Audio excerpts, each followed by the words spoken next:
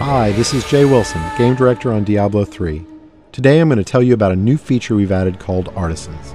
Artisans are special NPCs who help the player in his fight against Diablo by lending their skills as craftsmen. This is a concept of the blacksmith, the first artisan you'll encounter in Diablo 3. You don't start the game with access to artisans. You discover them on your journey through Sanctuary. The loyalty of these craftsmen is not given freely, it has to be earned. When you encounter them in the game, you'll have to gain their trust and loyalty by being the hero that we all know you are.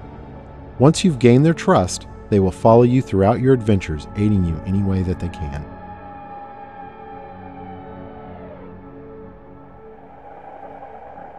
We knew we wanted to add a crafting system to Diablo 3, but we felt that the idea that the player would have a side job on top of the immediate pressure of saving the world didn't really fit the tone of a Diablo game.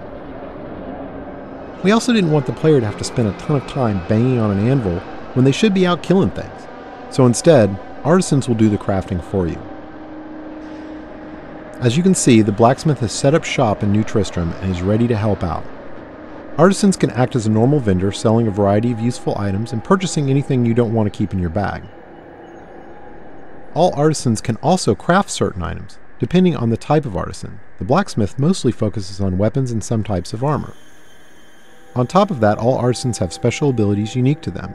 The blacksmith can repair items, but most importantly, he can add gem sockets to some item types that do not already have sockets, regardless of the quality of the item.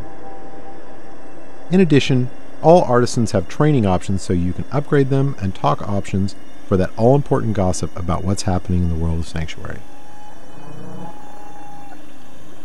Let's talk about crafting first.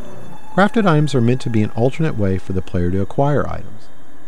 Artisans learn recipes for items as they level up, but some of the best recipes are found in the game world as drops off of monsters. Once an artisan has learned a recipe, he can craft it as long as you provide the materials and some gold to cover his expenses. In keeping with Diablo tradition, we didn't want a crafting system that produced completely predictable items, so most items your artisan creates will have a series of set and random properties. Here we see a few items that have some set, but mostly random properties. These could be good for any class depending on what properties they produce.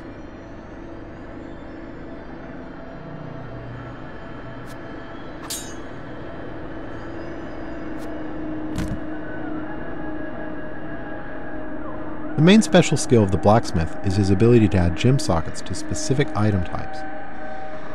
This is regardless of quality of the item, so a rare or legendary weapon could have sockets added to it. This allows gems to be used to a much greater degree in Diablo 3 than the previous games.